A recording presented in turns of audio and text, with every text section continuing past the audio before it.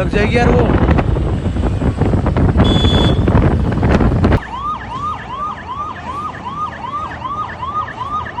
एक LPG बोझेई truck सहित गोटे सीएनजी बोझेई ट्रक्र मुहांमुही धक्का हेबा फଳରେ रास्ता उपरे भयंकर अग्निकांड घटी 5 जन जीवंत दग्ध हो जाइछन्ति।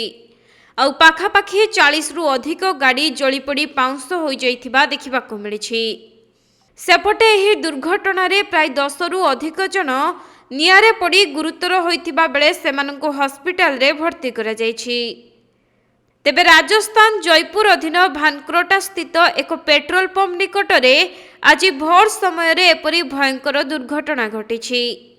मिलिथिबा सूचना अनुसायी गोटिए एलपीजी बोझेई ट्रक एवं अन्य एक सीएनजी बोझेई ट्रक मुहांमुही धक्का हेबा परे सीएनजी टैंक रे जोरदार ब्लास्ट होइथिला।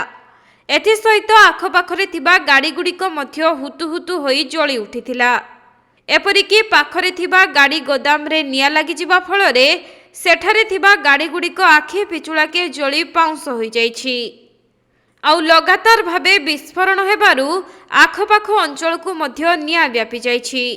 सेपटे एक यात्रीवाही बस रे निया लागि जिबा फଳରେ यात्री माने प्राण विकल रे बाहरी निज जीवन बंचाइथिबा जणा पड़िछि। तेबे एही दुर्घटना रे 40 रु अधिक गाड़ी जଳି जाइथिबा बेले घटनास्थल रे 22 टी अग्निशम गाड़ी पहुंची नियालिभा कार्य रे नियोजित होइछन्ति। एथि सहित गुरुतरंकु उद्धार करी हॉस्पिटल रे पहुंचाइबा निमंते 5 टी एम्बुलेंस भी सेठारे पहुंचीछि। तेबे एही दुर्घटना रे आहुरी अनेक जन गुरुतर होइथिबा अनुमान करा जाउछि। आउ सेमानंकु उद्धार निमंते रेस्क्यू ऑपरेशन को जोरदार करा जाइछि।